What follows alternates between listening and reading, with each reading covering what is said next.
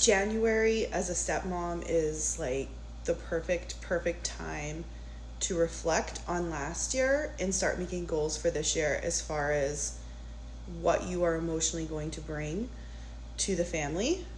I feel like sometimes we get a little overwhelmed in our position as a stepmom.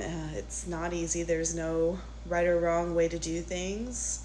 And sometimes we tend to forget about ourselves. We just went through the holidays, which can be very stressful, especially when you have a split family and different custody arrangements. This is the time of the year that I personally like to reflect on the past and also make a plan for the future of what I'm going to do for the family and for myself.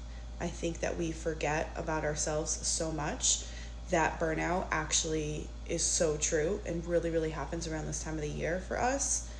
And then we start to question everything, like everything about our role, everything about the position that we're in, and maybe if we're doing a good job or if we're not doing a good job. And I feel like this is the time of the year to write it down. So get a little notepad, get a journal, write down the things that happened in the past, the good and the bad, in this past year in 2025, and then write a plan for 2026, or write your goals or emotional goals.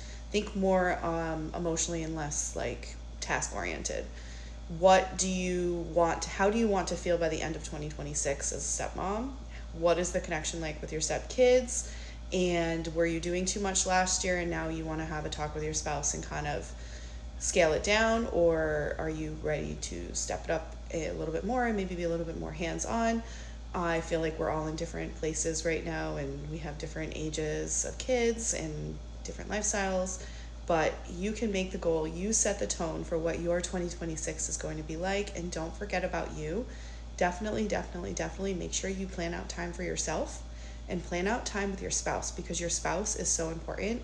If your relationship with your spouse is not on point and not good, then it's going to trickle down into the family dynamics. So, stepmom is out there, be strong, live your best life, and 2026 is going to be amazing.